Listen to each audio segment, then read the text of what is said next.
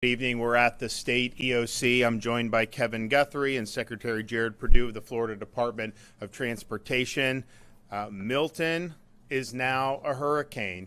We said earlier this morning that it was possible that could happen today. Some said it might happen tomorrow, and it's already happened. And so it's strengthened. Hasn't moved that far since the morning. It's going to start picking up the pace there as it comes closer to Florida before it makes landfall, likely sometime on Wednesday afternoon. The forecast currently calls for the storm to reach potentially a Category 4 with landfall at a Category 3.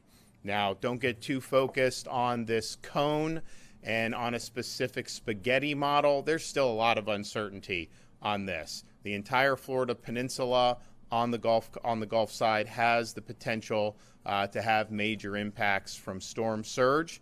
How that storm ultimately develops in terms of the track will obviously have a big impact in terms of which areas are going to get more damage than others. But there's just no way to say that, well, if you're in this part of the Gulf Coast, you're probably going to be fine. There's no way it's going to get here. No, there's actually a lot of range of possibilities when it comes to this storm. So just be mindful of that. And let that uncertainty influence your preparations to know that you're not going to be able to be told with 100-degree certainty where this storm is going to go this far out in advance. We signed an executive order declaring a state of emergency yesterday. We now have 51 Florida counties that are in that executive order. We do the standard stuff so people can prepare, our state resources, local governments. But one of the things that we did was make sure that all disaster debris management sites that are in landfills and counties that were impacted by Hurricane Helene, that they remain open 24/7 for drop-off. And yes, we had a situation this morning in Pinellas County, bright and early. No one was there. So we just opened it. At the state officials opened it and are using it. And we need to do that. We have directed state personnel to help with this, and so you've got a lot of assets that have been brought to bear, and we're happy to do that to assist and to supplement, not to displace, but to supplement local government's obligations on debris removal. We are at a level 1 here. As of the 5 o'clock advisory, Hurricane Milton was located 805 miles west-southwest of Tampa. Maximum sustained winds have now reached 85 miles per hour. Kevin and his team at Florida DEM are fulfilling missions actively in preparation for the storm making landfall in the state of Florida. We've sent high water rescue vehicles to Hillsborough and Pinellas counties, where there are some models having the eye of the storm making landfall, although I think the more recent track is that it's slightly south of Tampa Bay. Again, a lot of uncertainty. No way you could be wedded to one particular spaghetti plot at this point. In Hillsborough, we've deployed nearly 400 feet of flood protection systems. These things have worked when you have critical infrastructure, so we're going to continue to be doing that over the next few days in anticipation of the storm. We're coordinating 1,800 feet of flood protection systems for different types of critical infrastructure throughout counties like Hillsborough and Manatee. We're actively fulfilling over 32 separate requests for flood protection devices. We were in Manatee Memorial Hospital last week doing an event. They used it. They didn't flood. Most of the other places they're right on the water, flooded. The devices worked, and so we're happy to do that. We have almost 600 ambulances ready to assist healthcare facilities. And as I previously noted, the debris removal mission leading into the storm, certainly for all today, all Monday, and probably all of Tuesday, as long as it's safe to do so, is 24/7. It's round the clock, and that's the way it's got to be. The Hurricane Helene left a lot of debris in its wake that did damage to homes. People have had to take things out, and just sitting there is a hazard. Now, I know there's been a lot of problems with these contractors and these local governments. I think Kevin has laid down the law on that. I mean, if these contractors are not fulfilling their responsibility, there's going to be penalties for that. And we're not just going to sit idly by. You're under contract, you make money off the local government or city, and then you don't show up that doesn't work for us. And so we'll make sure that we respond accordingly. We currently have 415,000 gallons of diesel, 250,000 gallons of gasoline, and an additional 315,000 gallons of both diesel and gasoline are en route. I think people know, fuel comes in, like the Port of Tampa. At some point, given the track of this storm, the port is going to make a decision to do. I'm not saying that's going to happen now or tomorrow, but there will be an interruption in that port and probably some other ports. So we do have fuel that is on hand. I directed DEM and FDOT to supplement the existing sand removal in addition to debris removal. When the storm surge came on these barrier islands in places like Manatee and Pinellas County, left massive amounts of sand. They already had to truck huge amounts of sand when we did SR 786 in Manatee and Sarasota counties. And we're happy to do that, but man, it's a lot. So they're doing it, and they're helping it, removing the sand in addition to removing the debris. So we have Florida National Guard, Florida State Guard, additional FDOT personnel, Florida Highway Patrol are all hands on deck for this debris removal mission in advance of Hurricane Milton. Over 800 guardsmen are currently deployed in impacted areas, and we are in process of mobilizing a total of 4,000 to be deployed throughout the state. National Guard's also deploying heavy equipment to assist with debris removal, including Army and Air Force horizontal construction units, tactical high water vehicles, dump trucks, and front-end loaders. Division of Emergency Management is coordinating with local EM directors to inform them of the debris waste and landfill sites that have been ordered to remain open 24/7 and are surging assets, of course, to supplement local debris removal coordination. Now, this is a 24/7 moment for this debris removal. You have a storm and then have one less than 2 weeks later, two majors back to back. That is not something that is easy. That creates a lot of challenges. And so what we have to do is just do it around the clock until it's no longer safe to do it. So that's what the state assets are doing. That is what the local assets need to be doing as well. This is not a 9 to 5 debris removal. You're not going to be able to get it done if you just do 9 to 5. So we need everybody doing 24/7. And we would also advise local governments to do what the state government is doing. If we have a dump truck at FDOT, and that dump truck's coming to pick up debris, the Helene debris in areas that are in the eye of the forecast for Milton. It doesn't matter if that was their normal task. We're marshaling that. So local governments, they have dump trucks, they have different things in different departments. Bring it all together for these next 48 plus hours so that we can get the debris as much as possible. You may not be able to get all of it. There is a lot of it. But, man, you can certainly make a difference on that. But it's got to be 24/7. Otherwise, the state will be able to help and we'll be able to make an impact. But we need everybody, all hands on deck on that. All requests for dump sites are approved. DEP is not holding anything up. They're not going to do that. Kevin is not going to let that happen. I've been able to speak with heads of some of the big utilities in the state of Florida today. They are marshaling resources for power restoration. I think everybody understands this potentially could be really significant in terms of the power outages and likely exceeding what we just saw for Hurricane Helene. Now, there is just the reality that the country just had a major hurricane. I think people in Florida were like, okay, we had 2.4 million restorations. Most of those restorations were done within a relatively short time frame, certainly by historical standards, very, very short compared to past storms, which is great. But some of these other states still have a lot of people without power, so there are crews working in some of those other states. That just means it may be a little more challenging getting people here, but they're all committed to doing it, having the resources ready, and then getting moving with the restoration as soon as possible. All of our assets that had been assisting in North Carolina and Tennessee are back, so they're ready to go in the state of Florida, doing whatever we need to be able to respond to this storm. And we anticipate a big storm, strong storm. There's going to be response that's going to be needed on the search and rescue. I do think a lot of Floridians are understand that this, I mean, when you see the path, the way it's on, it's like coming right at. I do think psychologically, people say, okay, it's gonna hit us, where some of these other ones that have different curves, sometimes they think, well, maybe not. This one, like, we're in the way of the storm, the state of Florida. So I think a lot of people are heeding the advice that's being given. Nevertheless, we will have people that'll be there ready to respond to rescues as need be. We have established a base camp at Tropicana Field to support ongoing debris and post-landfall first responder operations. Remember that you have time to prepare and execute your plan for hurricane response, but you got to start doing it now if you haven't already.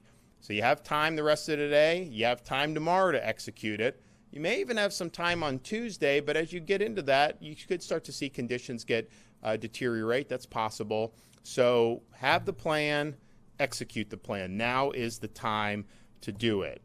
If you are somebody that is in a very vulnerable part of the west coast of Florida that would be susceptible to storm surge, you certainly can leave now. You don't have to wait to get an evacuation order. And I think most Floridians now at this point, particularly on the west coast, having just gone through Helene, they kind of know what parts of their county is going to be more susceptible. If you're in that, you can absolutely take off now and go to a friend's house, go to family house. I mean, I know there's people coming up to North Florida I've talked to. Now, there is going to be shelters open, and all that will happen within your county, and not everyone has the means to be able to go. You're going to absolutely be able to do that. There'll be hotels that'll be available that are on higher ground that are hurricane proof. So there'll be a lot of options, but you have time now to formulate and execute that plan. So please don't wait, and do not try to game the forecast thinking like, oh, well, I see it's a little bit here, so I'm going to be fine there, I'm going to be fine there.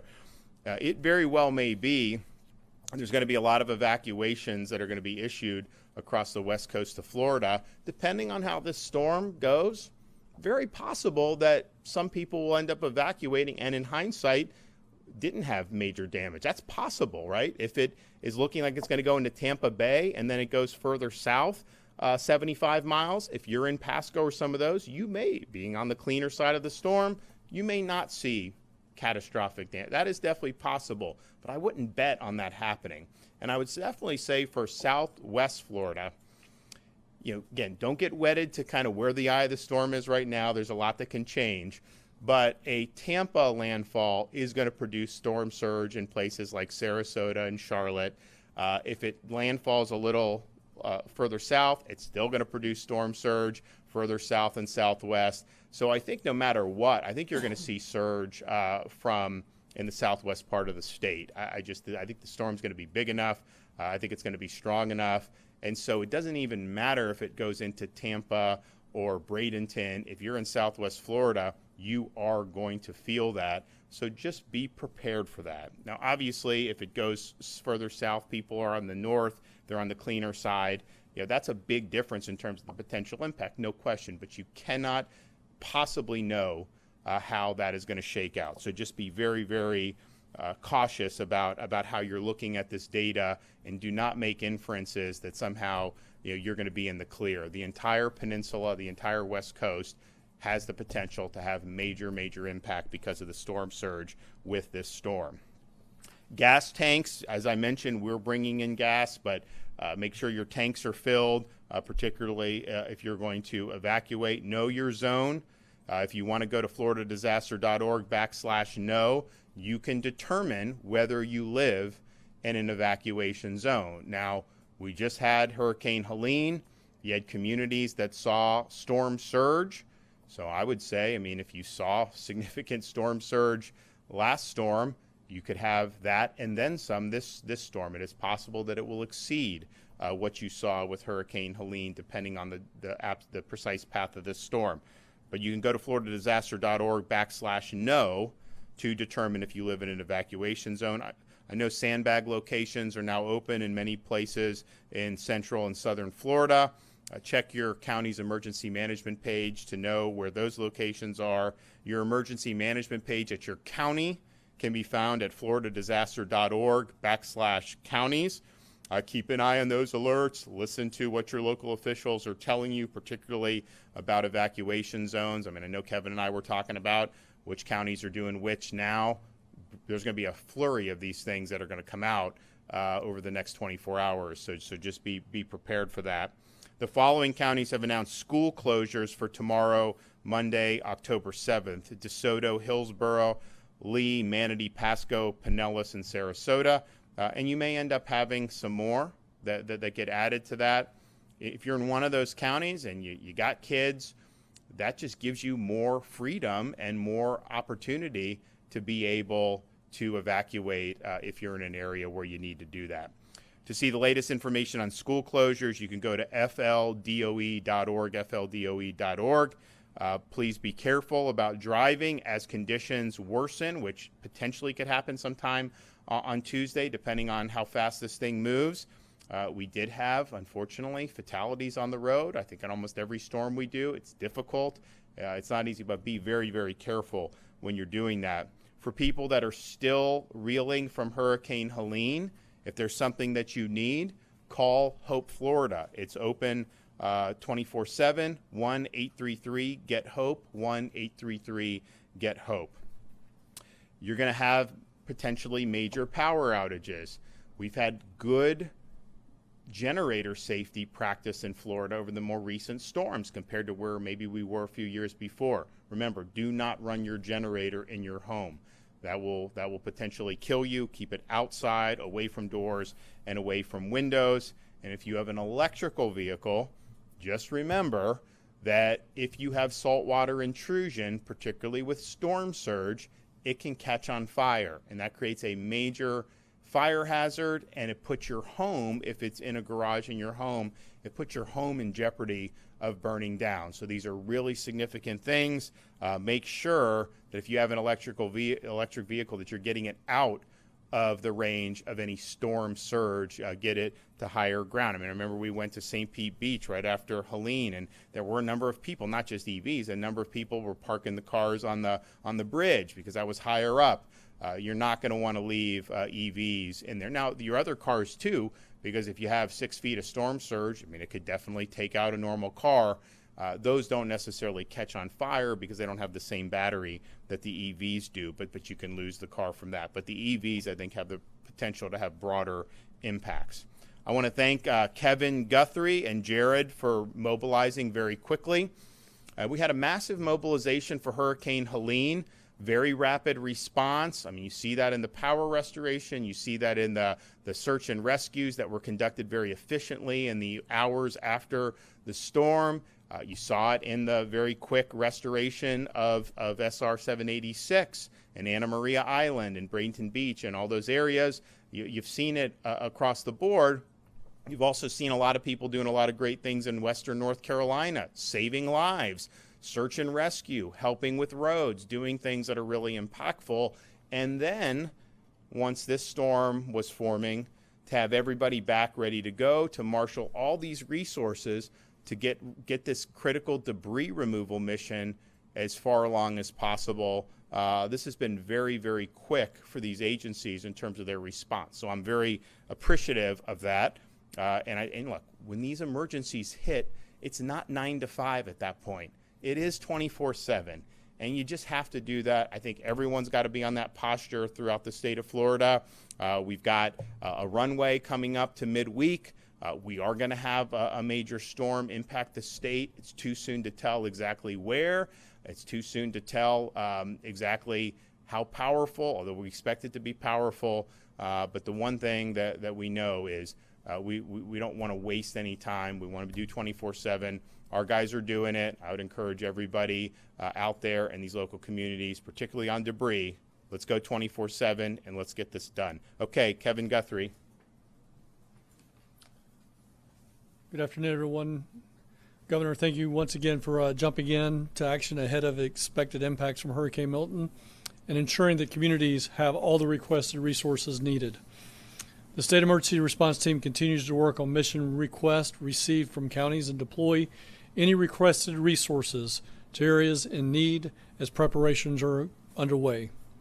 Residents should be putting their disaster plans into action now, as the governor has already mentioned, and more importantly, ensuring that everyone in the household understands that plan. If you have gone through items in your disaster supply kit, now's the time to restock them.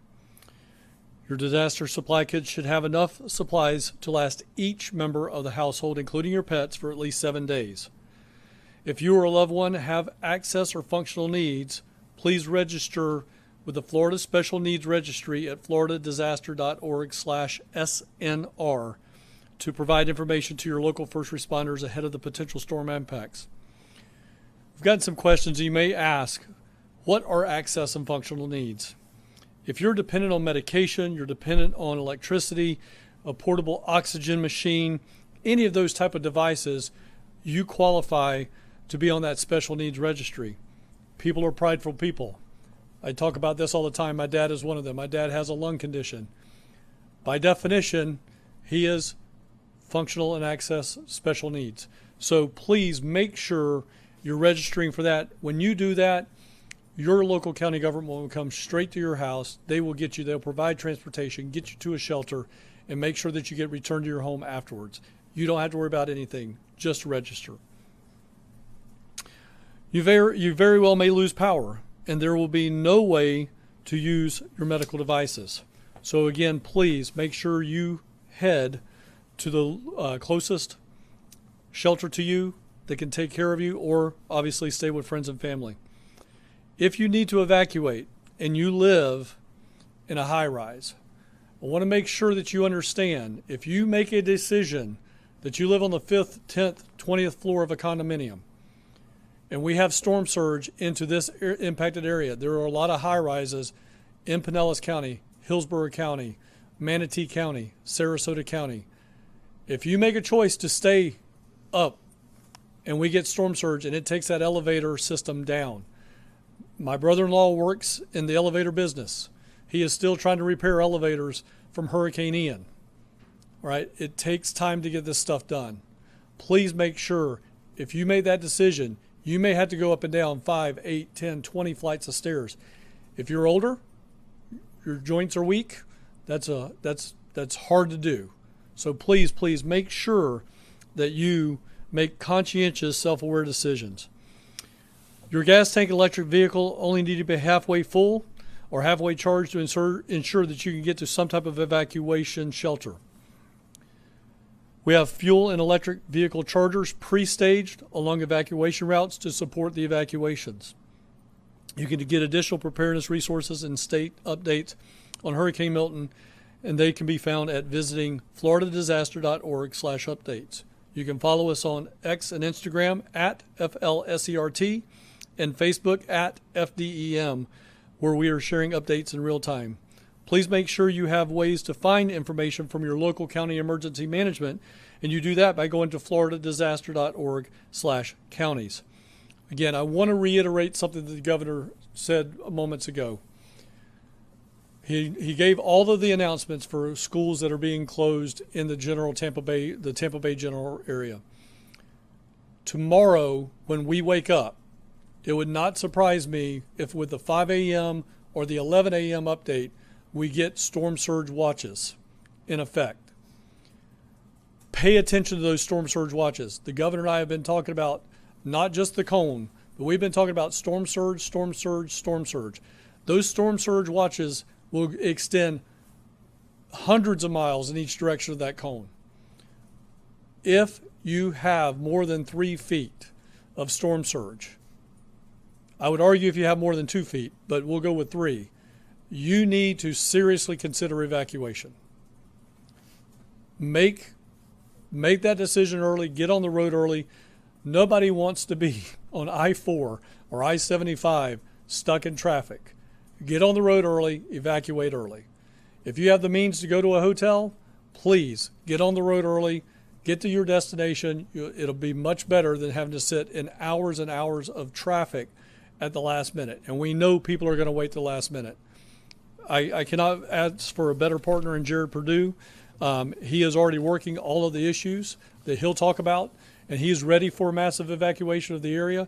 But again, no time like the present to put your evacuation plan into effect right now, because again, I believe tomorrow morning when we wake up or mid-morning, we will have those evacuation or those storm surge watches in place, which will then govern the evacuations.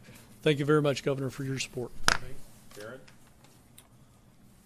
Okay, good evening, and thank you, Governor, again for your leadership and continued support during this time as we continue to recover from Hurricane Helene and get ready for the impact of Hurricane Milton. To date, FDOT has removed almost 140,000 cubic yards of debris, that's sand and debris statewide, and we're focusing now our efforts on the impacted coastal areas of Pinellas and Manatee counties. Under the direction of Governor DeSantis, FDOT has mobilized all available state assets, along with the Florida Department of Agriculture, Florida National Guard, Florida State Guard, and Florida Highway Patrol. We have mobilized a 24/7 operation with our state resources, our state equipment, and our employees to try to remove as much debris from the coastal areas as we possibly can before Hurricane Milton makes landfall. This is a very important mission. I'm really glad that Governor DeSantis directed us to do this. It's important that we get as much debris removed as possible, and we fully expect our local partners, local municipalities and counties to instate that 24/7 operation as well. And we also expect all of the debris contractors and vendors to show up with all available resources to remove the debris that is still sitting out there from Hurricane Helene. This is an important mission. It's time for all of us to band together and remove as much debris as we possibly can leading up to the impact of Hurricane Milton. We're going to continue this operation until it's no longer safe to do so. And even at FDOT, we have employees who live near or within the projected cone of impact, and they are out there working right now picking up debris. I'm asking you, please join them alongside them to remove as much debris as we possibly can. Landfill sites, nobody should be turning away people bringing debris to landfills. It is absolutely important. You heard the governor's message. You heard Kevin Guthrie. Landfills should be open and receiving debris 24/7 until Hurricane Milton makes landfall. As we prepare for Milton to impact the state of Florida, one of our primary missions is supporting and facilitating evacuations. You heard Governor DeSantis and Kevin Guthrie talk about evacuations. Please do not wait till the last minute to leave. It can be very dangerous to drive in heavy rain and high winds. A lot of things can happen. Unfortunately, every storm, we always have some traffic fatalities. A lot of that is due because people wait till the very last minute to evacuate. Please leave as soon as you can. When we facilitate evacuations, we use a tool known as emergency shoulder use. We've used this for Hurricane Irma evacuations. If you remember, that was the biggest evacuation in Florida's history. We also used it for Hurricane Ian. It's very successful. We have a partnership with Florida Highway Patrol. As soon as congestion gets to a place where travel speeds are down around 40 miles per hour, we work with the Florida Highway Patrol to open the shoulders of the interstate for travel to relieve congestion. This has been a very successful tool. We've used it for multiple storms. We are currently preparing our shoulders for that, for Hurricane Milton impact. We will be watching traffic with our regional traffic management centers. We have 10 statewide. They operate 24/7. We will be increasing Road Ranger Service Patrol and motorist aid to provide motorists who are in need of help or broke down or vehicles may be stuck in travelway to remove them quickly and keep traffic flowing. Based upon the projected path and forecast of Hurricane Milton, we're expecting a lot of rain before the storm comes in and then strong winds after that. This traditionally can create a lot of vegetative debris. So we're beginning to stage our resources, our equipment, and our manpower within the impact area of the storm so that we can come in immediately and clear roads and cut and toss vegetative debris out of the road to support that life safety mission. Also, with a storm of this magnitude and this much rain, we're watching our bridges and low-lying roads in coastal areas and also our bridges and low-lying areas inland that cross rivers, creeks, and streams. We have bridge inspectors and damage assessment teams ready to deploy so we can inspect bridges, inspect roadways immediately after the storm passes through, affect any temporary repairs that are needed, and get people moving again as quickly as possible. I'm really proud of our nearly 2,000 FDOT team members who have been activated and working around the clock since we started preparing for Hurricane Helene. We're still committed. We're going to be there through this storm. We have a great partner in the Division of Emergency Management with Kevin Guthrie and all of our state partners who are part of the emergency response. We're going to get this done. We're going to be prepared. I encourage all of you, FL 511 is the place to get traffic information, detour information, road closures. During an emergency, fl511.com is the most reliable source of information if you're looking to go somewhere. Thank you, Governor. Okay. So when you're dealing with a storm that's potentially a major hurricane, particularly in areas that are very sensitive to storm surge, just know that the surge is going to be the primary threat to your life and your safety. I'm not saying that you should want to hunker down if there's with major wind speeds, if we had Cat 3, Cat 4, but in Florida, a lot of the buildings can handle it, particularly new. You could potentially do that. The surge is just overwhelming. It's like trying to fight Mother Nature in a way that you're just not going to be able to win. And we saw that with Helene, places in like Horseshoe Beach that survived with almost no damage in Idalia, which was almost it hit Category 4, then went down to 3 before it made landfall. And then Helene wiped it out because of the surge. There was just more storm surge. And some of these places were just obliterated. So you're looking at potential major storm surge up and down the west coast of Florida. And yes, if the storm, the eye of the storm goes in the southern part of the western peninsula, you will no doubt have less surge north of that than you would if that was the eye wall or if the eye wall was north of where you're at. That's just the way these storms work. But we don't have a way to know definitively at this point where on that peninsula the storm's going to make landfall. So you have time now to do what you need to do. If you're in one of those areas that can get whacked by this storm surge, to make the decision to make sure you can be safe when the storm does come. As Kevin and Jared both said, I mean, people sometimes wait, and then when you wait till the very end, you get caught on the roads, you could have hazardous conditions. You have today, clearly you have tomorrow for sure.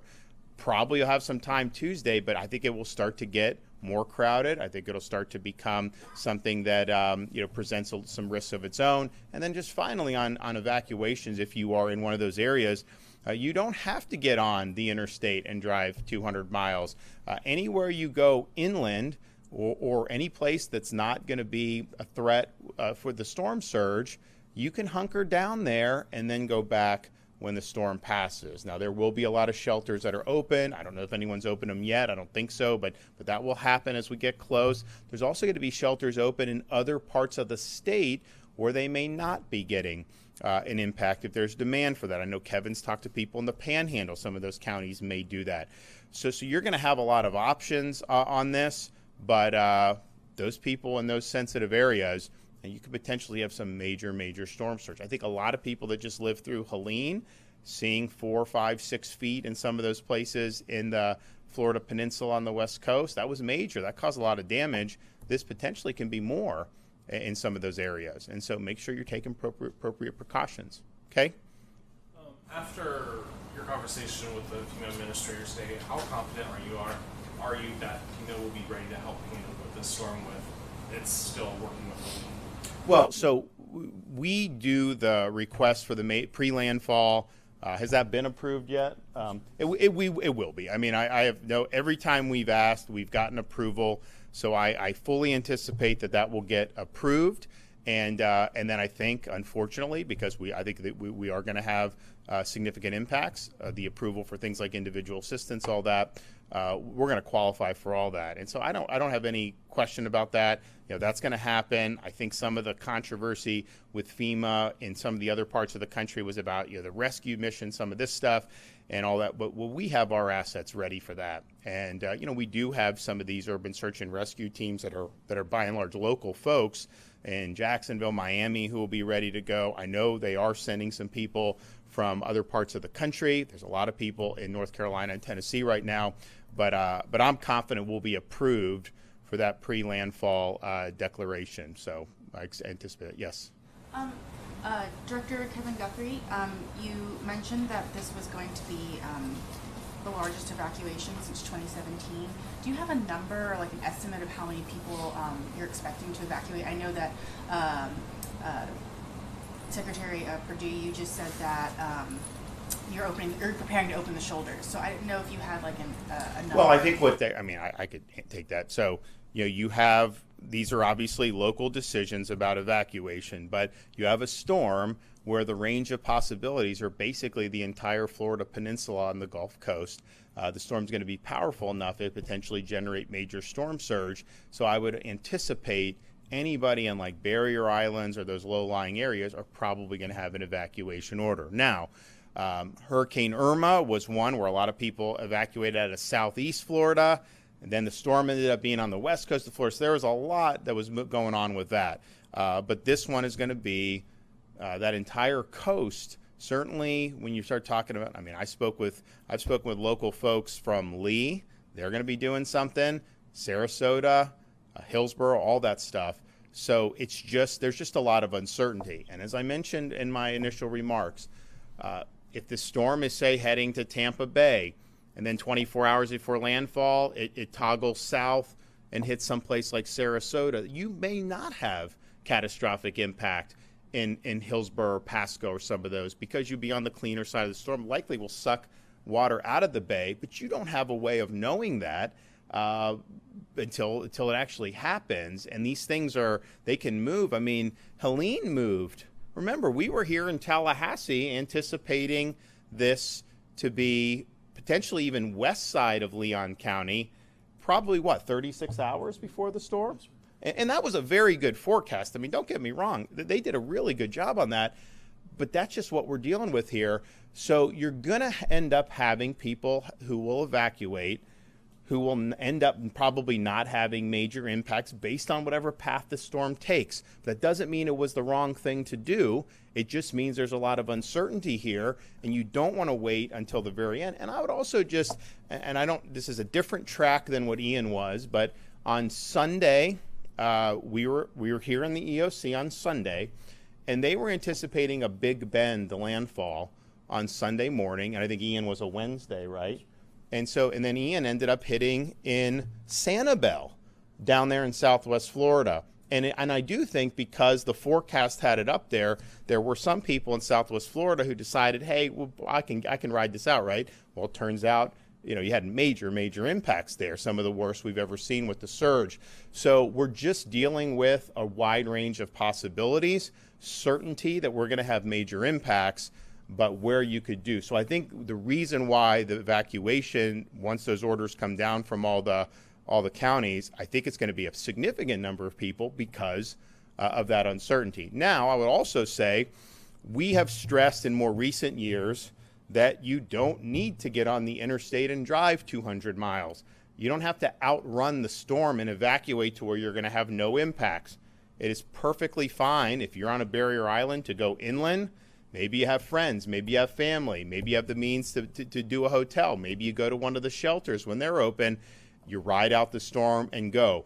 This storm is going to be powerful, but if you have one of these schools where the shelter's open, that could handle a major hurricane in terms of the wind. And so that is totally fine. And for many people, that's going to be preferable to do than to get on. We've seen examples of a lot of people rushing the roadways. I remember in Texas 10, 15 years ago, just a major gridlock, and it was hot. So there's you can evacuate tens of miles. It does not have to be hundreds of miles. Now, people are also free to do. I know I've spoken with people up here in Tallahassee that have family that are going to come stay with them who are in further south on the west coast of Florida, and that's fine. No one's saying you can't do it, but don't feel like you have to do it. Don't think that if there's an evacuation notice, that means I got to look at the cone and drive to where I get far outside the cone. It's not really what's necessary for an evacuation. Yep. Hurricane Helene in St. Petersburg in particular, there were a lot of issues with sewage. Is the state doing anything ahead of time to prepare for that same threat, or staging people for after? Well, those are municipal functions, and so those are not things. The sewer system's not something that we do. I would assume that some of these local governments and municipal governments are attuned to that. Now, we have assisted when we've had requests in the past to help. I know we did that after Hurricane Ian, but my sense is that that'll be driven locally, and I don't think we've had any requests on that, or have we? Sir, we have 4 1-megawatt generators running wastewater sewage plants right now in the Pinellas. Okay, yeah, after Helene. Yeah. For power generation, yeah. But in terms of like managing the sewer system, that is a municipal or county function, and so that's something that they're going to take the lead on. Okay, well, everybody, just stay tuned to what's going on. We're gonna have something pretty big. I think is very likely. Exactly where and at what time remains to be seen, but you have the ability to execute your plan now.